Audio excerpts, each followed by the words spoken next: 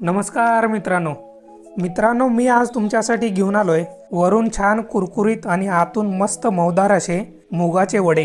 तर हे मुगाचे वडे तुम्हाला बाहेर कुठे खायला वगैरे भेटत नाही, त्यामुळे तुम्हाला हे घरीच बनवायला लागतात।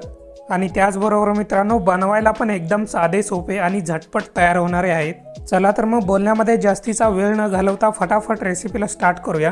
हो पण त्याच्या आधी चॅनलला सबस्क्राइब करा, लाईक करा आणि कमेंट करायला विसरू नका। तर मित्रांनो सगळ्यात आधी मी इथं भिजवलेले मूग घेतलेले आहेत। हे मूग मी 2 वाटी घेतले होते आणि 7 ते 8 तासापूर्वी हे मूग मी भिजत ठेवले होते पाण्यामध्ये। त्यामुळे आता सध्या तर एकदम मस्त आणि छान मऊदार असे हे मूग भिजून रेडी झालेले आहेत। तर अशा पद्धतीने भिजवलेले मूग आपल्याला घ्यायचे आहेत। आता हे भिजवलेले मूग ना मिक्सरच्या जारमध्ये टाकून घ्यायचे आणि त्याचबरोबर मिक्सरच्या जारमध्ये 1 वाटी कोथिंबीर टाकून घ्यायची आणि त्याचबरोबर काही कढीपत्त्याची पानं यामध्ये टाकून घेतो आणि 5-6 हिरव्या मिरच्या टाकून घ्यायच्या तुमच्या तिखटाच्या प्रमाणानुसार। त्याचबरोबर 1 चमचा जिऱ्याबरोबर अर्धा चमचा सोप टाकून घ्यायचा। आता हे सगळं मिक्सरला लावून जाडसर असं वाटून घ्यायचं आहे, म्हणजे थोडंसं रवाळ असं वाटून घ्यायचं आहे। त्यासाठी मिक्सर कंटिन्यू चालू नाही ठेवायचा, चालू बंद करायचा, त्यामुळे मूग जाडसर असा वाटला जातो।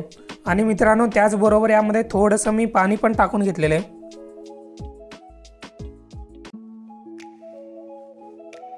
तर मित्रांनो तुम्ही इथं बघू शकताय मूग मी चांगल्या प्रकारे वाटून घेतलेले आहे, जाडसर असं वाटून घेतलेलं आहे, तुम्ही इथं बघू शकताय। आणि त्याचबरोबर मित्रांनो काही प्रमाणामध्ये मूग अख्खी राहिली तरी चालेल, पण एकदम फाईन पेस्ट नाही बनवायची। मित्रांनो आता यामध्ये बारीक कापलेला 1 वाटी कांदा टाकून घ्यायचा, त्याचबरोबर 1 चमचा आलं लसणाची पेस्ट टाकून घ्यायची। आता चवीपुरतं मीठ यामध्ये टाकून घ्यायचं आहे आणि आता सगळ्यात शेवटी 2 ते 4 चमचे यामध्ये तांदळाचं पीठ टाकून घ्यायचं आहे। आता सध्या मी 2 चमचे यामध्ये टाकून घेतोय आणि उरलेले 2 चमचे मी नंतर टाकून घेणार आहे। या तांदळाच्या पिठामुळे ना वडे एकदम छान कुरकुरीत बनतात, एकदम क्रिस्पी बनतात, त्यामुळे तांदळाचं पीठ यामध्ये टाकून घ्यायचं। हे बघा राहिलेले 2 चमचे मी यामध्ये टाकून घेतोय आणि चांगल्या प्रकारे यामध्ये मिक्स करून घ्यायचं आहे। चांगलं एकजीव झालं पाहिजे तोपर्यंत चांगलं मिक्स करून घ्यायचं आहे। तर हे बघा मित्रांनो मुगाचं जे वाटण होतं ना त्यामध्ये चांगल्या प्रकारे मी तांदळाचं पीठ मिक्स करून घेतलेलं आहे। आता मित्रांनो मी एका कढईमध्ये तेल गरम करून घेतोय। तेल जे आहे ना मीडियम गरम करून घ्यायचं आहे, जास्त गरम करून नाही घ्यायचं। एकदा का तेल मीडियम गरम झालं ना आता त्यामध्ये वडे तळून घ्यायचे आहेत आपल्याला। वडे सोडायच्या आधी हाताला थोडंसं पाणी लावून घ्यायचं, म्हणजे वड्याचा जो मिक्स आहे ना हाताला चिटकणार नाही। आणि त्यानंतर ना अशा प्रकारे थोडंसं त्याला गोल करून घ्यायचं आणि त्यानंतर ना अंगठ्याच्या साहाय्यानं ना त्याला चपटं करून घ्यायचं थोडंसं। हे बघा अशा पद्धतीने चपटं करून घ्यायचं आणि वड्याचा आकार जो आहे ना तुमच्या आवडीनुसार कमी जास्त तुम्ही करू शकता, म्हणजे लहान मोठं करू शकता। आता हे वडे तेलामध्ये अगदी काळजीपूर्वक सोडून द्यायचे। हे बघा अशा पद्धतीने सोडून द्यायचे, एक वडे जेवढे तुमच्या कढईमध्ये बसतात ना तेवढे वडे यामध्ये सोडून द्यायचे आणि वडे वरून छान कुरकुरीत आणि तांबूस असा कलर येईपर्यंत तेलामध्ये तळून घ्यायचे।